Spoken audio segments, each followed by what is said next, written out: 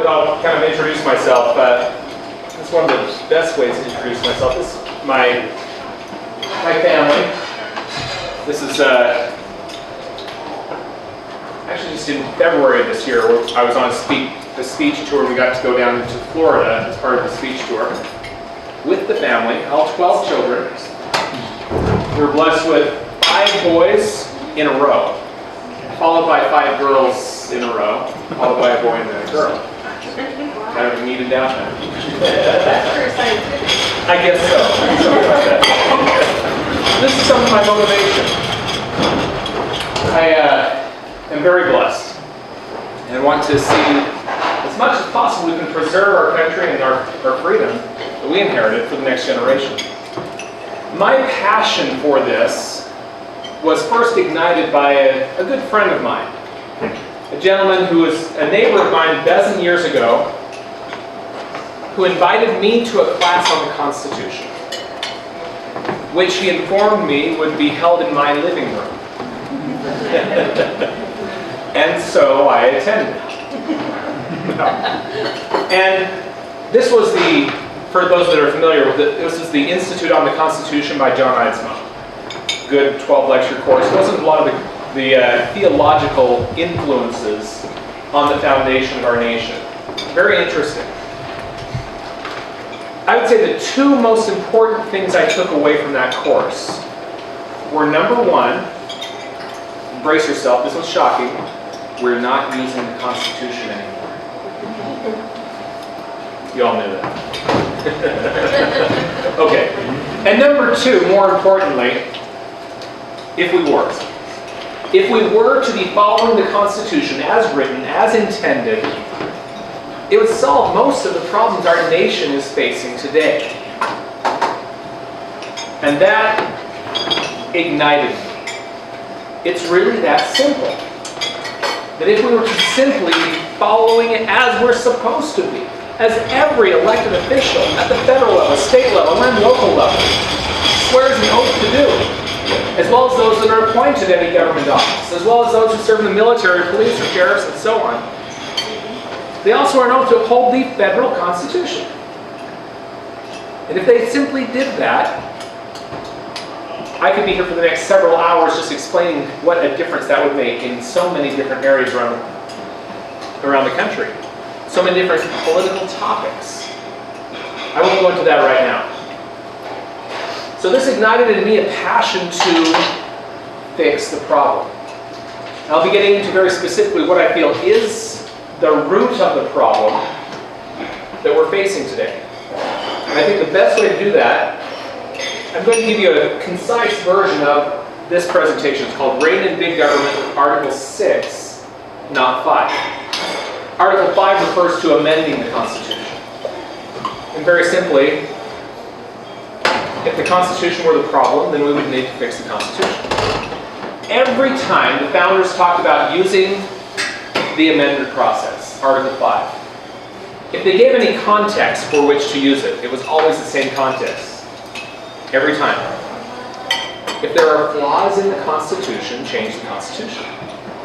Every time they talked about using it for any purpose, it was always for that purpose.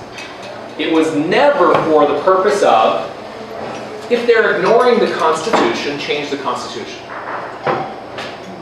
That makes about as much sense as,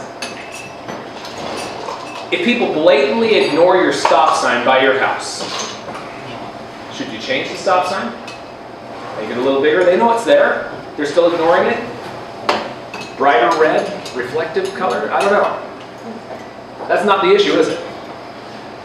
Article 6 we'll get into in great detail, but first I want to talk about what the root of the problem is. So here's 2 parts. We'll go to the root of the problem, and then we'll get into tools to rein in constitutional violations.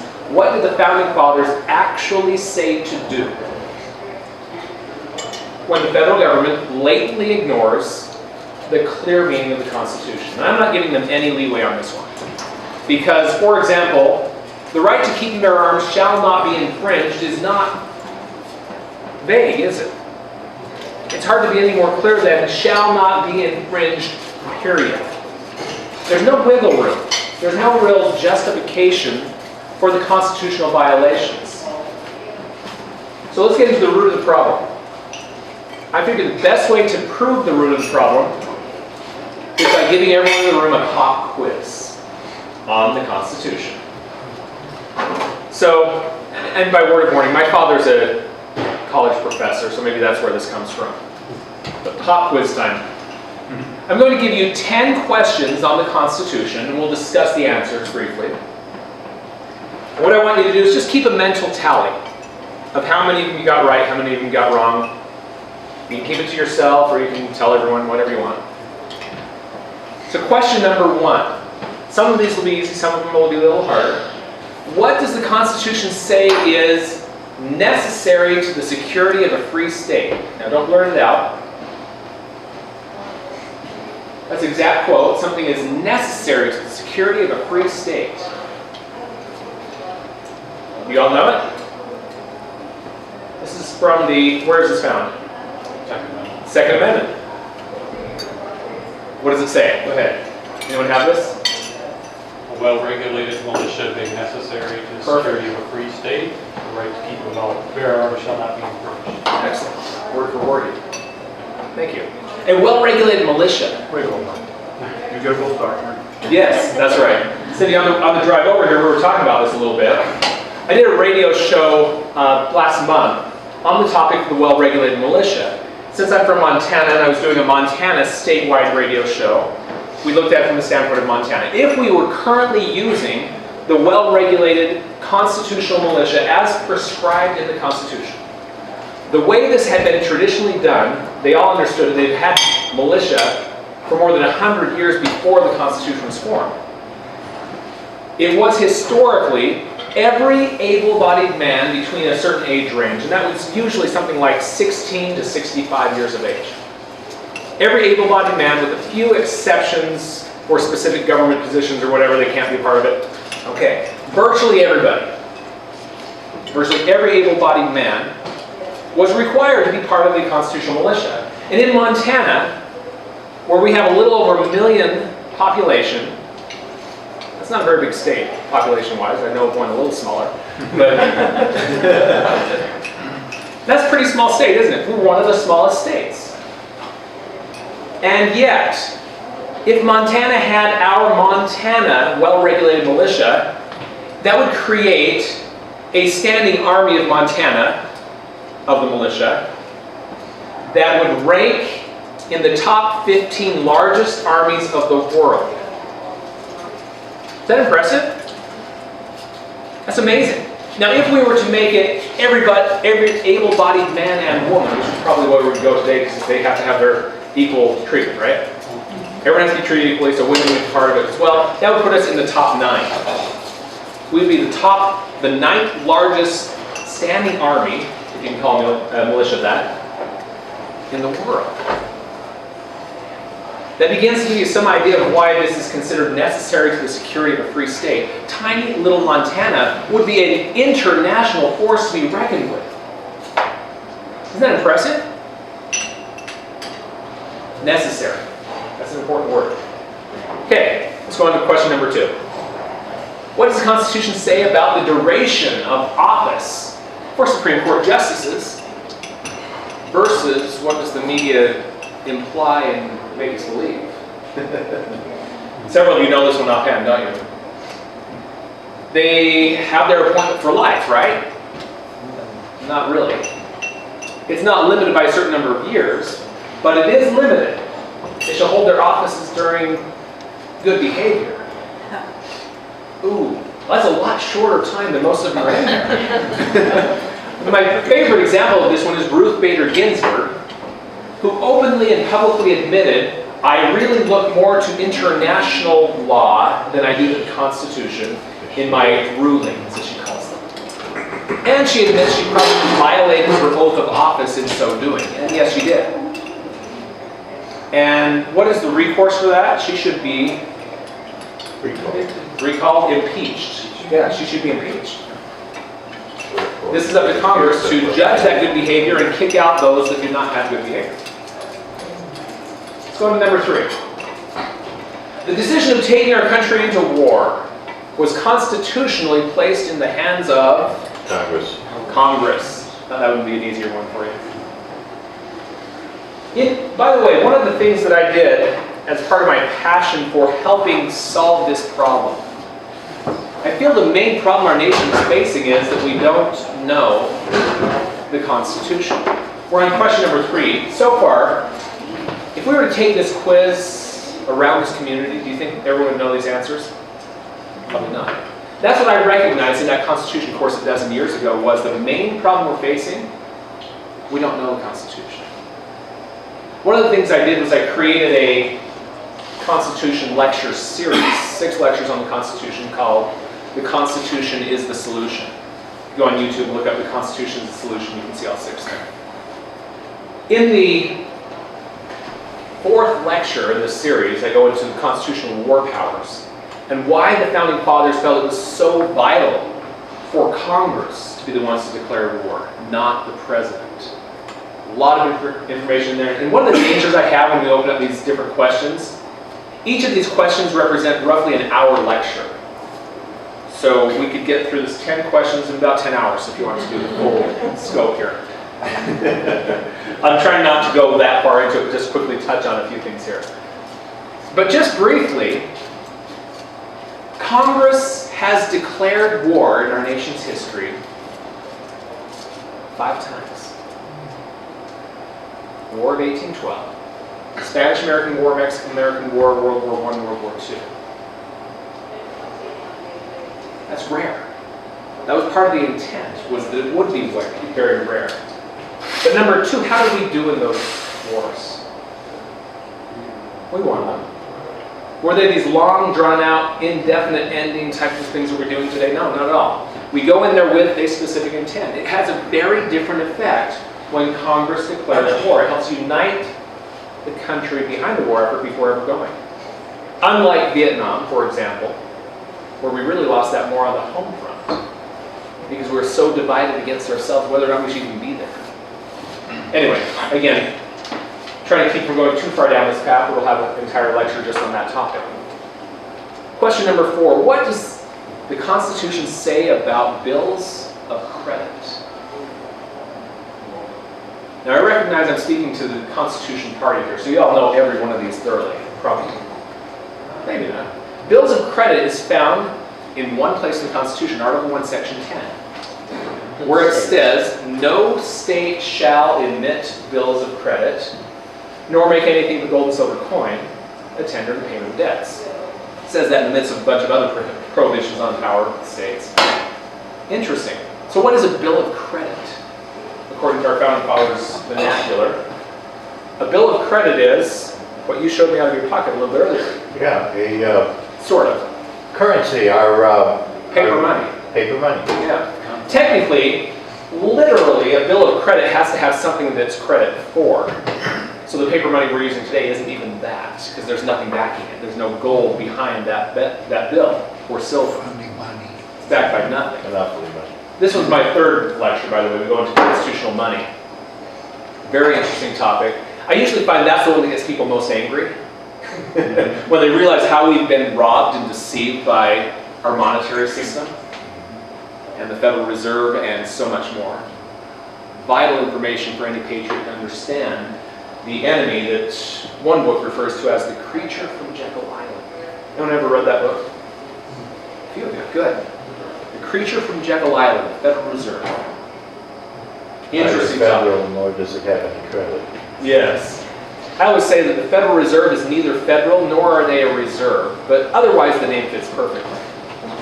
Not much of a system either. Yes, yes. So, no state shall emit bills of credit. Giving Congress the power to emit bills of credit was proposed in the 1787 convention. And they shot it down, saying, no, we will not give Congress the power to create paper money. The states are forbidden. Congress was intentionally never given that power, which is why we don't use paper money today in this country, right? Yeah. Right, exactly. That was the intent, was that neither the states nor the federal would be dealing with paper money at all. Interesting. Number 5, our Supreme Court rulings included in the supremacy clause as part of the supreme law of the land. This one almost kind of tells you the answer to the question, doesn't it?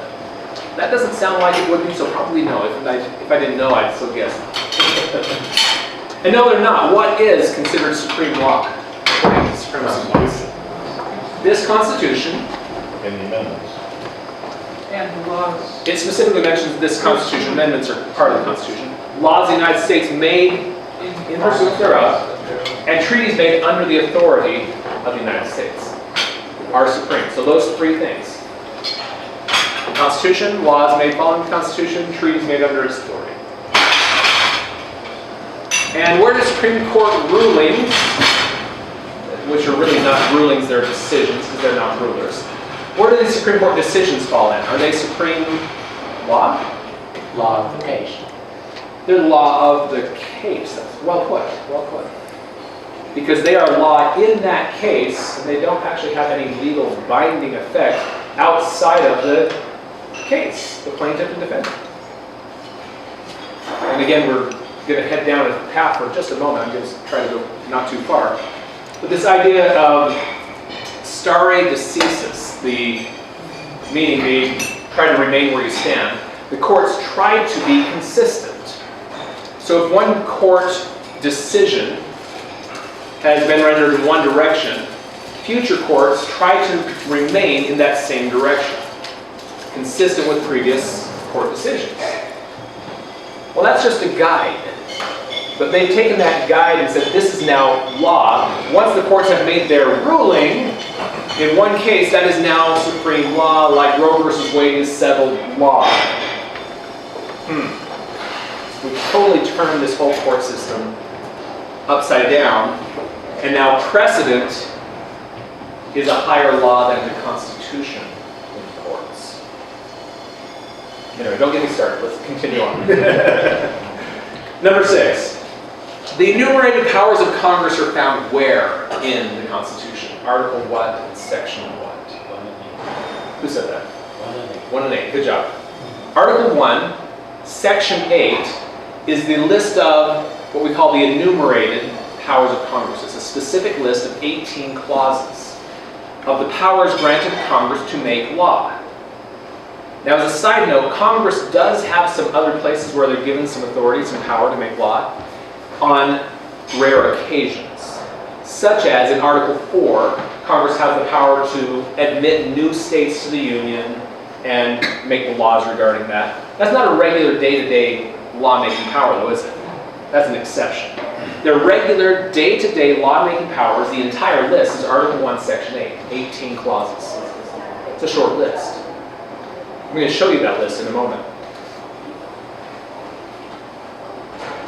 The next one, though, before I show you, I have to ask you a few more details about Article 1, Section 8. What are the 3 things that Congress is authorized to spend money on? Post office.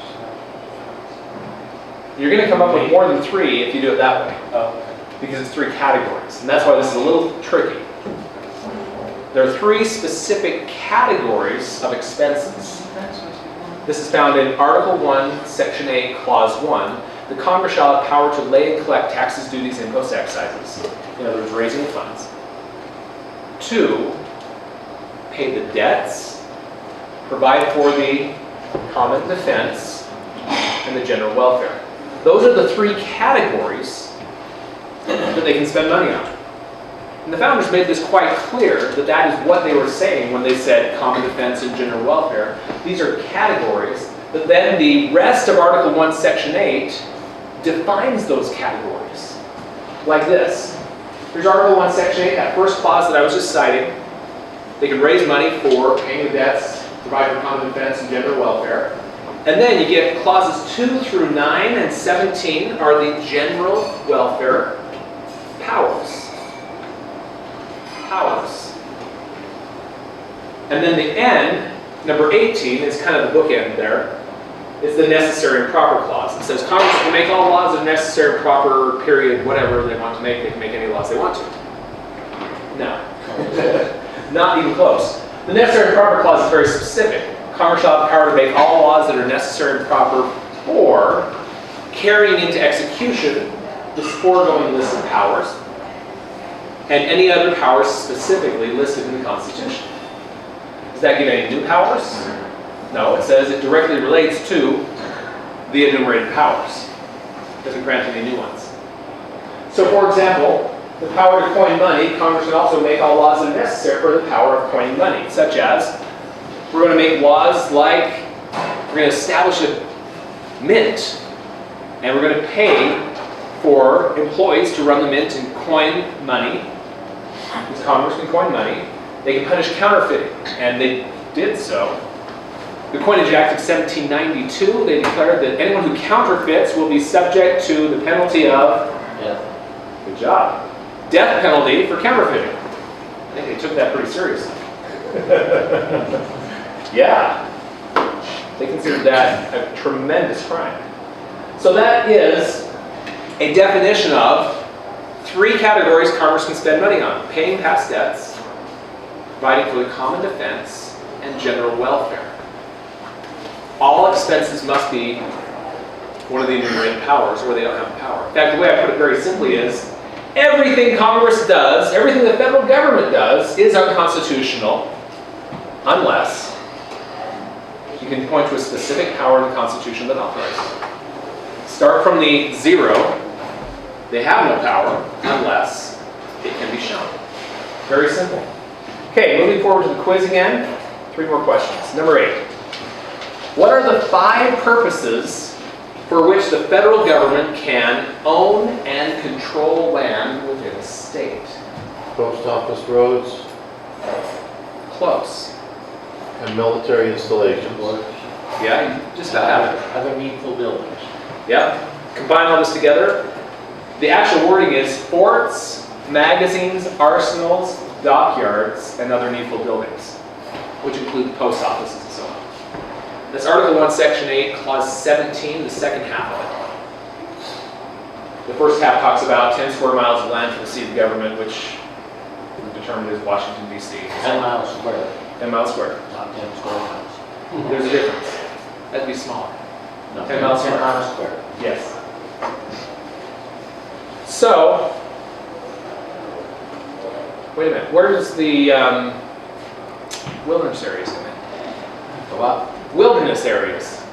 Doesn't. Forts, magazines, arsenals, dockyards, and other needful wilderness areas, right? It's not on there. This whole issue of the Bundy Ranch and things like that, all these fights over western federal lands, shouldn't be happening. Because I can't find anywhere in those 5 purposes that authority. Number 9, how much of the lawmaking power granted by the Constitution is given to Congress? How much lawmaking power to the President? How much to the Supreme Court? 100-0-0. Good job. That's correct. This all comes down to what the word all means. Do we know what the word all means? 100%. Because Article 1, Section 1, all legislative powers herein granted shall be vested in Congress. And if all means all, and all of it's in Congress, that leaves none for anybody else. They took it all. There's no lawmaking power to the President or to the Supreme Court. I love this question because it's so simple. Any of my children understand that concept, other than my toddler and my baby. They do better in Congress than what we have. Yes, actually. Finally, number 10. In a checks and balances showdown between the 3 branches of federal government, which of the 3 holds the highest power, or are they separate but equal? Congress is the most powerful? Yeah, they are. I want to demonstrate this one for just a moment. Congress was intentionally the most power divided among the most people. If, for example, we have a conflict between Congress and the President, Congress passes a law through the House and Senate, and the President is dead set against that law. What can he do? Veto He it. can veto it. What can Congress now do? Override. They could override the veto. What can the President now do? Execute the law. Enforce the law. He could enforce the law. If I were President and Congress passes the real idea, So it'd have Obamacare or whatever else. If I were president, I have sworn an oath to uphold the Constitution. They pass to me an unconstitutional law and override my veto.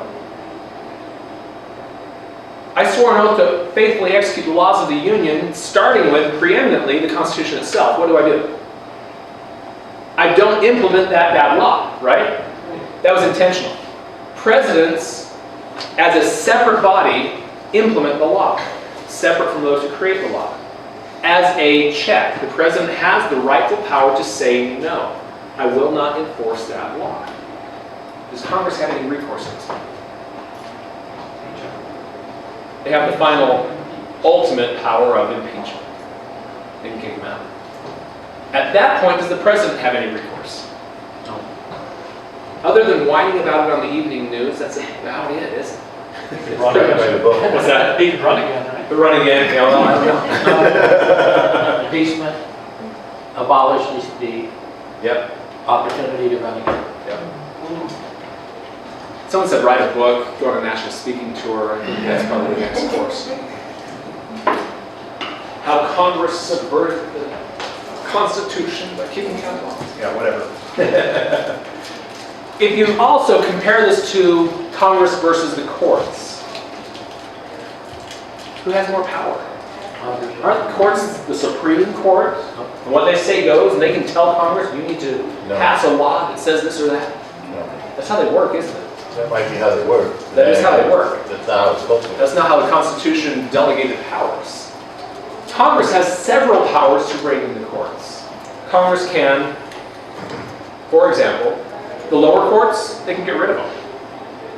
The Ninth Circuit Court, which is one that always gets my attention because they're so off base from the rest of the country. Congress could dissolve the Ninth Circuit Court and replace it with nothing if they chose to. Or with several smaller regions, or however they want to do it. It's totally up to the discretion of Congress if and when and how many we have for the lower courts of the federal courts. In addition, we talked about Ruth Bader Ginsburg should be impeached. There's one more power that I find quite interesting. That one is Article 3, Section 2, Clause 2, where Congress has the power to restrict the jurisdiction of the Supreme Court. For example, Congress could pass a law saying the courts have no authority to determine or speak on or take cases on the topic of the constitutionality of abortion. What that would not do is overturn Roe versus Wade. It would not overturn the case. What it would do is it would eliminate the precedent, so that no future courts could point to Roe versus Wade anymore because there's no more federal courts taking such cases. The precedent is now gone. You've effectively overturned Roe versus Wade except for the case itself. Congress can restrict the jurisdiction of the Supreme Court when they feel they're stepping out of line. That's a power that they don't use and really shouldn't. Interesting. Hasn't been used since Reconstruction. Yeah. Far too long. Congress is definitely the most powerful. Because of this, I'll be pointing specifically to Congress as part of the key to getting our nation back on track. Because Congress has the power to rein in the entire federal government. Now, based upon this, of course, the ultimate power of impeachment and several other powers, we've gone through 10 questions here. I'm going to review your score, how well you did. Probably all aced it. This was easy, right?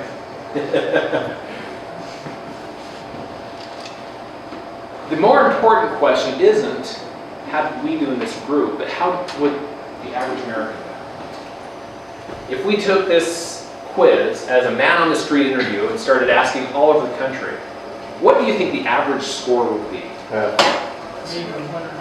Definitely an F. Personally, I would suspect the average score would be a little less than 1. Because most people wouldn't get a single one right. And then there would be a few people that just throw the curve off like this group. Right? And that's really the problem. If we were to point to a few examples here, one is when we didn't have this problem. Early 1800s, this gentleman, Alexis de Tocqueville, came to America to discover what was the secret of our almost overnight success.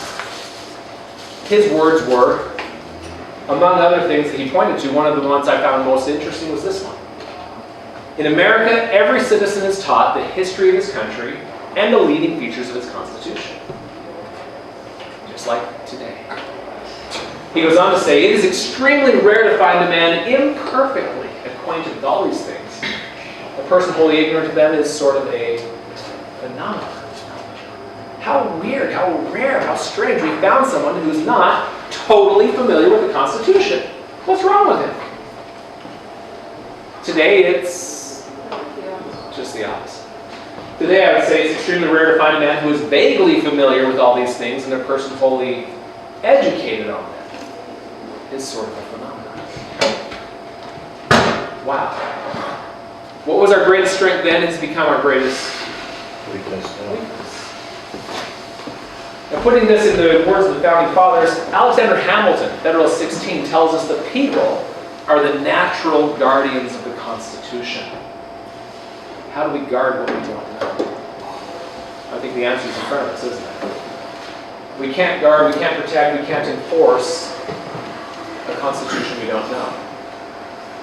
So as the referees in the game, Washington, D.C. doesn't play by the rules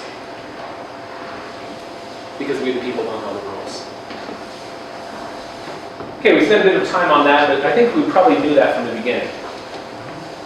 But I want to make sure that that's a point that's very clearly proven. Because it also helps us understand what we need to do to fix it. The more the people understand the rules, the more they don't get away with violating the rules. So what did the Founding Fathers actually say to do to rein in constitutional violations? I talk about the Article 6 solution. And we'll be pointing to two clauses in Article 6. The third clause we'll go to first, the Oath of Office clause. You remember I mentioned that everyone is required to swear an oath of office when you're serving in government at any level. Whether you're elected or appointed, federal, state, local, whatever. In particular, there are two groups mentioned here that I would say are our offensive line and defensive line in helping we the people protect and defend the Constitution. The first one we'll go to, let's talk about state officials. Why do state officials have to swear an oath of office in the federal Constitution? James Madison asks this question in Federalist 44, where he asks, why does a governor or a state legislator have to swear an oath to the federal Constitution? What does the federal Constitution have to do with them? His answer is quite enlightening. He says, the members and officers of the state governments will have the essential agency in giving effect to the federal Constitution. What does that mean? They have an essential role here in making sure the Constitution is effective in restraining federal power. Have they done so? No. At least part of the blame then belongs on our governors and our state legislators. Not all of it, but that's a good part of it. So the members of the several state legislatures having to swear an oath to the federal Constitution, I refer to them as the defensive line. When the federal government oversteps their bounds, the states are to resist that, to stop it from progressing, and so on. I'll show you some of the statements from the founders on that topic.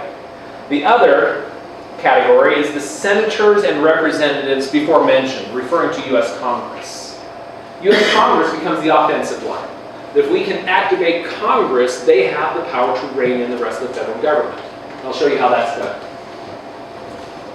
So here we have the two branches here, the two lines of defense and offense, both stemming from the people, and that's where it has to begin. And that's really where we have fallen short as a people. That's where the ultimate blame really lies. As we hold our state officials accountable to their oath of office to uphold the federal Constitution, they can exert a tremendous amount of pressure against the federal government. But we also have a direct line to Congress ourselves. Both of these are vital. So Article 6, Clause 3 requires they swear an oath of office. Something like this, right? I do solemnly swear or affirm that I will be subject and subservient to the federal government. And I will support and defend all laws, whether they're passed by Congress or the Supreme Court or the President or any of the federal agencies, because they all get to pass laws, right? Never questioning their authority to legislate in all matters whatsoever. You like that? That sounds a little bit off, but does this seem to describe What we're doing? what we're doing? If you've spent very much time in a state legislature, pretty soon you'll hear the idea that the federal government has spoken, we must comply. We have no discretion in this, they're supreme over us. We have to do whatever they tell us. That's not what your oath of office said. You didn't swear to be subject and subservient to the federal government. You're not a field office for them to implement their policies. You're supposed to be a check against them. Very different from the real oath of office, which is, I solemnly swear or affirm. It's typically something like this. I will support and defend the Constitution of the United States against all enemies, foreign and domestic. So the domestic ones are the real issue. Because the real enemies are the ones within our own borders, subverting our freedom and our Constitution. Now we get to the other clause in Article 6, the Supremacy Clause. Because, all too often, when we start pushing back, we get the states to stand up and say, no, we're not going along with this usurpation of power the federal government's doing. Well, you must not be a real constitutionalist because you obviously don't believe in the Supremacy Clause. Right? Wrong. But that's the argument used against us. Because the Supremacy Clause, of course, says this Constitution and the laws of the United States which shall be passed by any federal branch shall be the supreme law of the land. That's not what it says.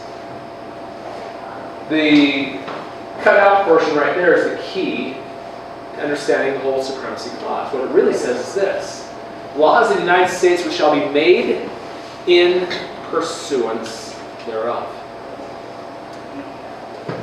Made in pursuance thereof. Made in following the Constitution. What does this imply about laws that are made not in following the Constitution? Well, guess what? We don't have to speculate on this one. Federalist 33, Alexander Hamilton, who wasn't exactly the most limited government advocate among them, yet he gave some great arguments, such as Federalist 33, where he says, acts of the federal government which are not pursuant to its constitutional powers are merely acts of usurpation, theft of power, and will deserve to be treated as such. Directly explaining, what the Supremacy Clause was intended to mean. That only those laws made in pursuance or in following the Constitution are supreme. The rest are merely acts of usurpation. What does this last part mean? Will deserve to be treated as such. How do you do that? Resistance. Ignore them, resist them. Look at some of their specific words on that. Nullification? Yeah, absolutely. If we're recognizing a law is not authoritative, it's not a law at all. That's very different than the we must comply mentality, isn't it? So nullification truly is the Article 6 solution. They swore an oath to uphold the Constitution. And the Supremacy Clause defining that only laws in following the Constitution can be included in that. To truly obey Article 6 means the states must nullify when faced with an unconstitutional law. Because they either uphold their oath of office or they can uphold that unconstitutional law. You can't do both. So moving forward here, to rein in constitutional violations, what did they say? As far as state power, on the defensive line here, the states already have the power. We first turn to Federalist 46, James Madison. It was a lengthy list of powers. I've separated them into two categories. Some of the powers he lists are state powers. Some of them are the powers that we have, the people, over the federal government. For example, he says, schemes of usurpation will be easily defeated by the states who will be supported by the people. There's a key there. States need the people backing them. Next one, state governments with the people on their side will be able to repel the danger. They're supposed to do that. Militia. The states are supposed to repel the danger. Possibly the militia if it went that far. But gratefully there are many steps before it gets that extensive. But again, as I mentioned earlier, Montana would have the 15th largest standing army in the world. That's a pretty powerful force to reckon with. Next one I find is quite interesting. Again, this one's from Alexander Hamilton. Not exactly the most limited government advocate, but as he was explaining how the Constitution is supposed to work, he was very articulate, very good in explaining the limits of power. If the cooperation of the state legislatures be necessary to give effect to a measure of the Union, a law, they have only not to act, or to act evasively, and the measure is defeated. What's he saying? Don't follow. Don't help them implement it. In fact, when I was on tour in Texas this last year, I did a speech tour throughout Texas, and some local reporters came to me and said, our governor has been saying, I don't have the power. We need to change the Constitution to give the 10th Amendment some enforcement power, because otherwise there's nothing we can do about it. And they came to me saying, well, you're opposing him doing that. What's your solution? I said, well, let's turn to Federalist 16 here. They only have to not act or act evasively, the measure is defeated. My message to the governor is this. If you want to stop the federal government from implementing unconstitutional actions, stop being complicit in helping implement them. That's the first step. Do you have that power already? Yes. We don't need to change the Constitution to give you that power. There's nothing in the Constitution that requires the states to help the federal government implement a constitutional law. They already have that power. But going further, Madison also in Federalist 46, they have the power of refusal to cooperate with the officers of the Union. Similar theme there. Next one. They can also, to be a little more aggressive, they can create legislative devices to present obstructions to the implementation of these laws. So not only can they say, we're not going to help you do it, we're going to block you from doing it. I've seen some laws that were proposed as aggressive as, if the federal government ever passes a gun confiscation law, not only are we not going to help it happen, we're going to arrest any federal agents that try to enforce it. Okay, that's taking it a little more aggressive, isn't it? That's legislative devices to present obstructions. Were the Founding Fathers suggesting we do those types of things? Absolutely. The states have the power and are supposed to be defending the Constitution. Now here's an interesting one. This is an article from the 10th Amendment Center, where during the previous, not the last, government shutdown, the previous one, now we're counting that. I'd love to see a little longer on this, but anyway. The State Governors Association was becoming very concerned. If we're having this federal government shutdown, we need the federal government to tell us which federal programs we will be shutting down for them. Because almost all federal programs require the states to run them for the federal government. And guess what they just revealed in saying that? They revealed where the shutoff valve is for almost all federal programs, because they're being run by the states for the feds. Again, stop being complicit. Encouragingly, this article from also the 10th Amendment Center, this was from the beginning of 2017, previous legislative session, where they saw an all-time new record of the number of nullification-type laws being introduced in state legislatures all across the country. They're tracking this as a strongly growing trend across the country. States are beginning to remember they do have the power to say, no, we're not going to help you implement these laws. We might even stand in the way. In each legislative session, we're seeing this happen more and more, a little more growth, a little more backbone coming back into our state legislatures. Wonderful trend. Let's help encourage it to continue. On this topic of nullification, Thomas Jefferson is one that we often look to. His wording on it's very clear.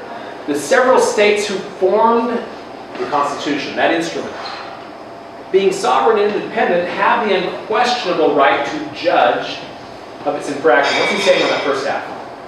The states formed the Constitution. They unquestionably have the right to judge whether their contract is being obeyed. They didn't create a contract which they are the servant to. They're the master. They're the one that created it. They have the unquestionable right to judge of its infraction, and a nullification by those states, those sovereignties, of all unauthorized acts done under the color of that instrument is the rightful remedy.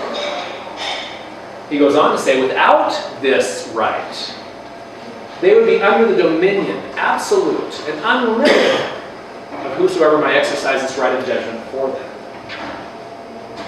Which would be who today, according to media? Especially the courts. We would be under the dominion, absolute and unlimited, of the courts if we subscribe to this false idea that the courts can dictate law for the bench. Daniel Webster, I really like this quote. This one's interesting. It'll be the solemn duty of the state governments to interpose between their citizens and arbitrary power. This conclusion is really powerful. These are these are among the objects for which the state governments exist. This is why we have state governments. It's for them to be a protection between the people and the federal government. It's for them to interpose, to stand between and protect our rights. This is why we aren't set up like so many other countries around the world where the national government is supreme and the local government simply answer to their national government. It's the other way around in ours. They answer to us. James Madison. If the states could not interpose, there would be an end to all relief of usurped power, as well as a plain denial of the fundamental principle upon which our independence was declared. What do you say there? This concept of interposing and protecting the rights of the people is the same principle upon which we declared our independence. I love to get into debates with people, either in public or online. And when we get to this topic of nullification and imposition, they'll often throw out, oh, that's unconstitutional. And I can't help but think, if you lived in this late 1700s, you would have been one of those British loyalists, declaring that this rebellion is in violation of the king, of the laws of England. You're a traitor and whatever else, right? That's the same thing. You're speaking against the very principles our nation was founded upon, saying it's unlawful. Interesting. So this concept of nullification and interposition is a more general term. It simply means standing between. And it gave us such things as the Magna Carta, Boston Tea Party, the Declaration of Independence, the entire American Revolution was really an act of interposition to defend the rights of the people against tyranny. Being a little more specific, the topic of nullification is enforcing constitutional laws, not enforcing, but blocking or resisting laws which have no constitutional authority. The simplest definition I can give for nullification is this. It is upholding the Constitution, even if, especially if the federal government is not. That is true nullification. And when they tell me that nullification is unconstitutional, nullification is upholding the Constitution. You're telling me upholding the Constitution is unconstitutional? It sounds a little silly once we put it that way, doesn't it? Well, it is silly. Now, we talked about the power of the states to block and defend against unconstitutional laws. On the offensive side, this goes to we the people. We have the power to help Congress rein in the federal government. Again, Madison talks about the means of opposition to it are powerful in hand. The powers he talks about we the people have are such as this. We the people have the ultimate redress. In the form of government we have today, the sovereign, the highest power, is in the hands of who? People. The people. Different from monarchies of the past where the king is the ultimate sovereign, the highest power. We the people are the highest power. And we the people are the ultimate redress. Here's a powerful tool. This is a word I want to try to integrate into my vocabulary a little better. The disquietude of the people. I love the older English like that. Disquietude of the people is a powerful tool against Congress. When the people begin to speak against your actions as a congressman, when enough of them are doing so, your chances for re-election are starting to look pretty scary. Like one of my U.S. senators he's up for re-election this year. His chances for re-election are starting to be very questioned in the national media. He's the one I'd most love to get rid of, so I'm happy about that. And a good friend of mine is the front runner against him. I'm happy about that too. Another power here. The people who can, by the election of more faithful representatives, annul the acts of usurpers. Now this is often pointed to as the only power people have, is kick them out of office and replace them with someone just as bad. This is not the most important power we have. As important as that is, I'll show you a more important one. But first, usurpation would require the concurrence of the courts of justice and the body of the people. What that means is simply, in order for them to usurp power, we have to go along with it. This has been by our choice as an American people to allow the federal government to go as far off track as it is. Now my favorite quote in this list, again, comes from Federalist 16, Alexander Hamilton. In order to rein in the federal government and enforce the Constitution, it requires a people enlightened enough. Remember that phrase, I love that. A people enlightened enough to distinguish between a legal exercise and an illegal usurpation of authority. Put in more modern English, people who can tell whether something is following the Constitution or is violating the Constitution. We're enlightened enough to know what is and what is not constitutional. And then, as the natural guardians of the Constitution, the people would throw their weight into the national scale and give it a decided preponderancy in the contest. Very simply meaning, a powerful decision is made because the people themselves, the highest power in the land, will decide whatever issue. We have the power to make a final judgment on everything, because we have that ultimate power. Natural guardians of the Constitution, a people enlightened enough. This is where we get into a topic that I refer to as the power of 500. Because when you have a small portion of society that is enlightened enough and they are actively working together in a coordinated effort, it's amazing how few can do so much. In my home state of Montana, we implemented this concept called the power of 500. That's also available on YouTube. Just look up the power of 500. It explains in more detail what we did to my congressman a few years ago. I'm going to show you.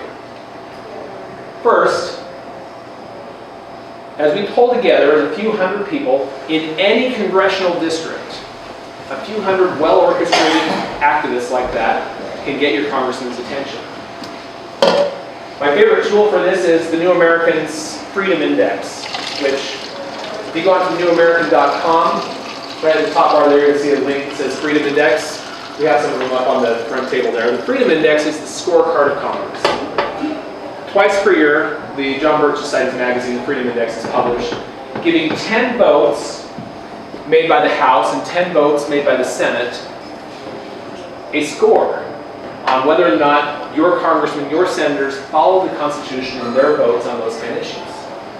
Pretty simple. My favorite part of these, by the way, is, as you get into the details here, it explains a bill, explains how the voting went, and then it concludes with, we have assigned a positive score to those who voted yes or no because. And the because part explains how that bill squares with the Constitution and the principles of liberty of government. In other words, it's like 20 mini lessons on applying the Constitution. As you click on that link there, you can go into this page and you can look up every current sitting member of the House or Senate and see what their scores are. The 23, 16, 72, they're all over the place. Very rare, but we have a few that occasionally get 100%. They're worth keeping. So what we did when we went to Montana, I started in 2009. I moved to Montana, and this was our congressman. Like Wyoming, we're small enough we only have one congressman for the entire state of Montana. A little bit bigger geographic area. But this was his history of his freedom index scores, anywhere from a 30% up to a 60-70 he got at one point. He kind of just fluctuating right around that middle ground his entire career. His most recent one, July of 2009, was a 60%. That's where I moved there and we launched this concept of the Power of 500. And very simply what we did was begin organizing people to begin learning the Constitution and spreading copies of his voting record all over the whole state. So that everywhere he'd go, there would be somebody in the audience or a few people in the audience saying, Congressman, I wanted to ask you about your vote on this issue and where you felt you had the constitutional authority to vote the way you did. And like any good politician, you'd answer the question without answering the question and move on to the next one. But that's an uncomfortable position because he's hoping nobody catches that he never really answered the question while he moves on. And hide with his swag in the meantime. As we began doing this, the one thing I really liked about Congressman Reber, he made it a goal every year to visit every county and have a public meeting where open to the public and talk to them. And boy, we did. In fact, the very first one I attended, I showed up in a white shirt and tie and stood at the door, and as people were coming into his town hall meeting, I was handing out his voting record. And it wasn't until they sat down and started looking through it, I hear them start saying things like, I don't think that gentleman's with Reberg's office. Look favorable on the congressman. And guess what happened? The end of 2009, his next score was an 80%. The next one was an 80, and the next one was a 90, and the next one was a 90. And at that point, the next time I saw him, I said, you're at 90%, I want to congratulate you for your new all-time high score. That puts you in the top, well, it's less than 5% even, in the country. I said, 10% more, I'll be out campaigning for you. That's great. It's awesome. He's made great progress. At that point, he aspired to a new office and had to get a new congressman. I'd just as soon fix him and keep him. But you see the point here.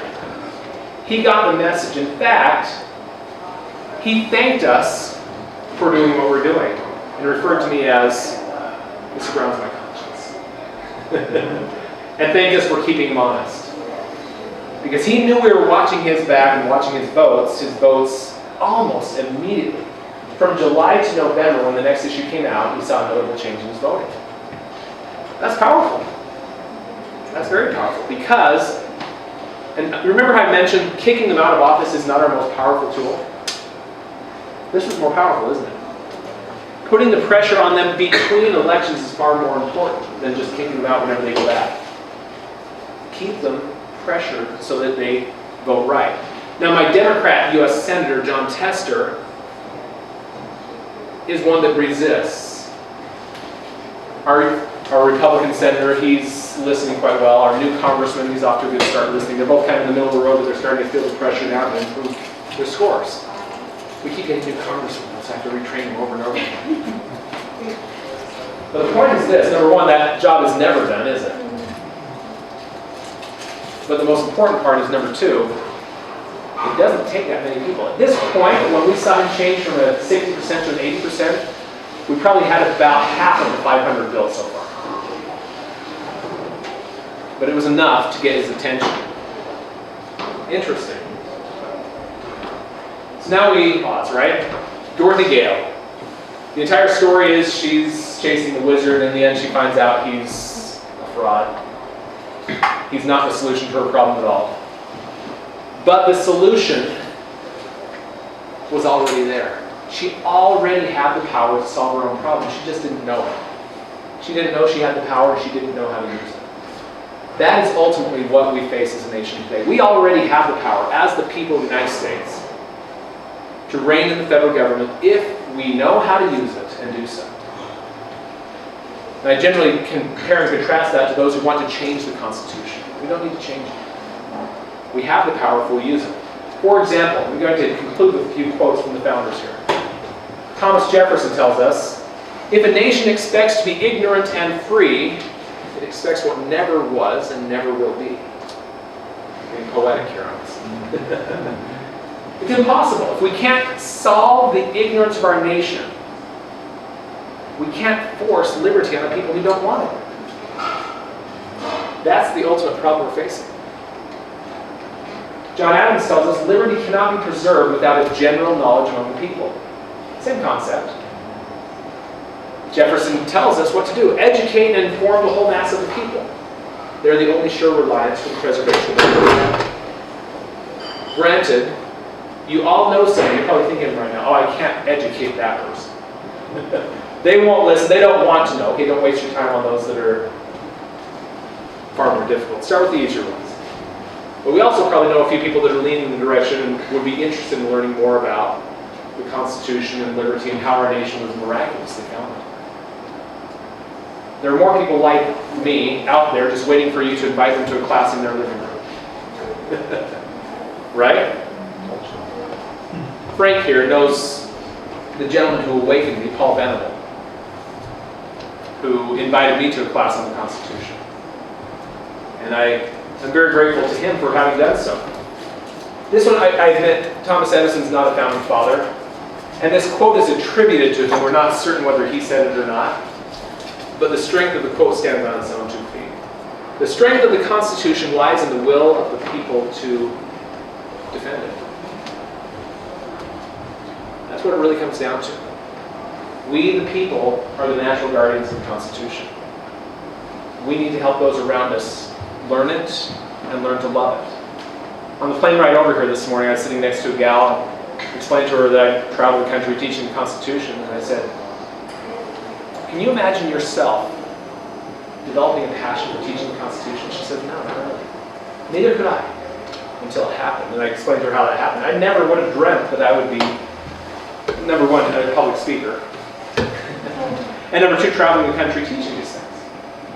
But when I saw how simple the solution is and how far off track we are, we've got to do something. We've got to do something about it. As we educate the people, we then have the power to do as I've outlined before, to hold our state officials accountable to their oath of office to defend against usurpation, and to hold Congress accountable as well. This is the lecture series I mentioned earlier that I created. The Constitution is the solution. I apologize, I'm sold out of them at this point. Even sold my personal copy.